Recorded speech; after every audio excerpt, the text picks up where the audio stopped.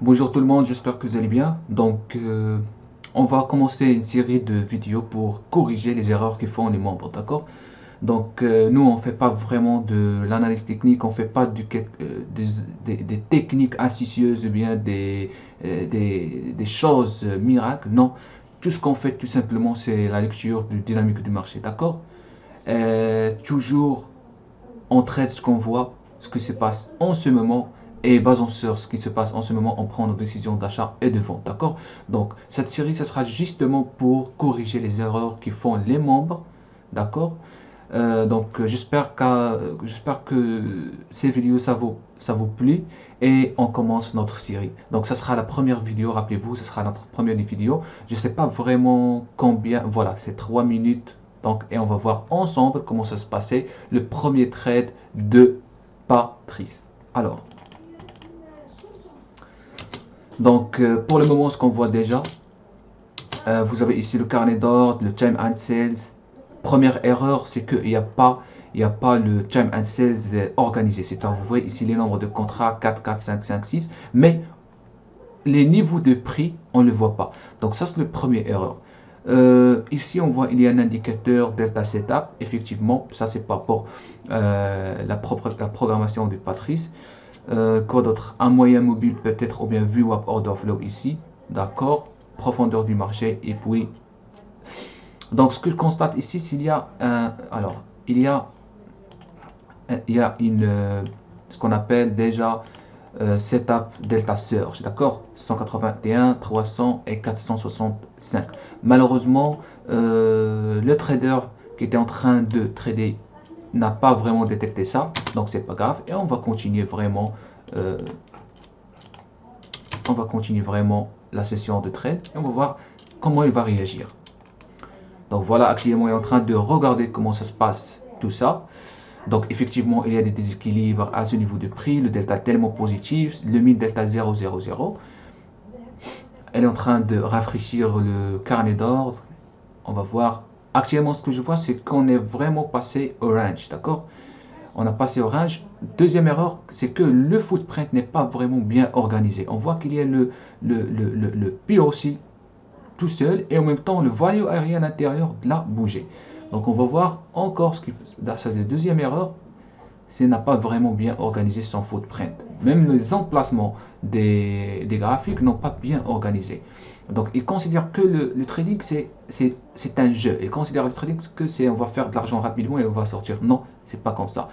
Donc, actuellement, le delta commence à être négatif, d'accord? Et on va voir comment il va réagir. Donc,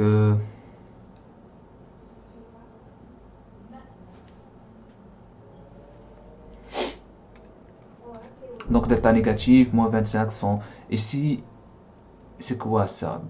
Delta setup, il a donné environ, c'est delta flipping, mais c'est pas delta flipping. Vous avez ici 0, effectivement, moins 62.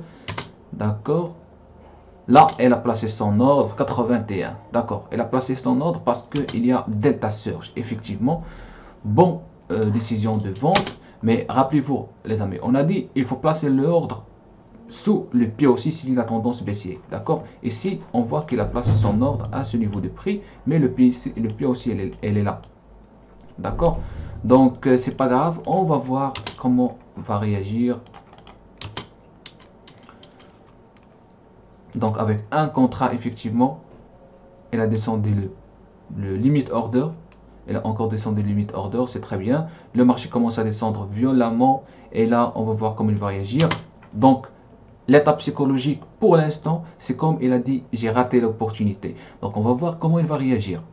Rappelez-vous, là, actuellement, elle a raté l'opportunité. Elle a manqué l'opportunité. Donc, on va voir comment il va réagir. Donc, première erreur, probablement, il va descendre le limit order. Voilà, elle a descendu le limit order. Actuellement, le marché, elle a pris. Voilà, son stop loss, il est trop serré à la session d'ouverture américain. Point d'entrée ici, 1, 2, 3, 4. D'accord.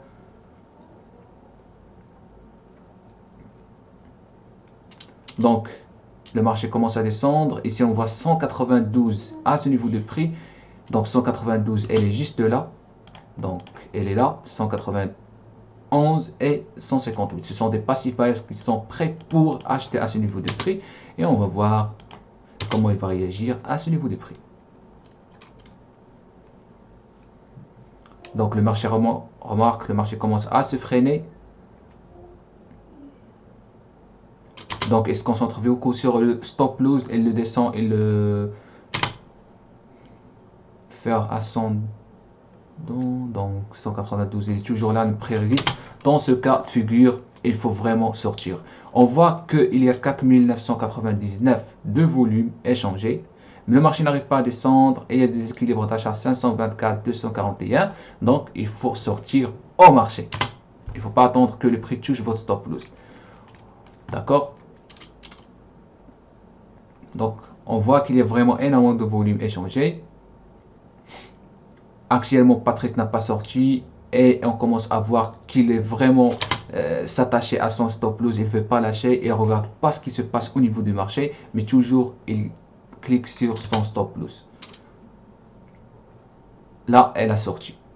Effectivement, elle a sorti parce qu'il y avait des déséquilibres achats piégés et le marché n'arrive pas à descendre. Et on voit un volume échangé de 5500, 5700 et en plus. Donc, ce sont des déséquilibres piégés.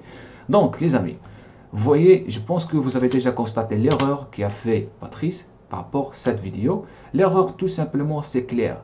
La première chose, elle a commencé de décaler le limit order en bas. Même l'opportunité, elle commence à passer. Troisième chose, deuxième chose, elle n'a pas vraiment placé son limit order comme il faut. D'accord? Sous le POC.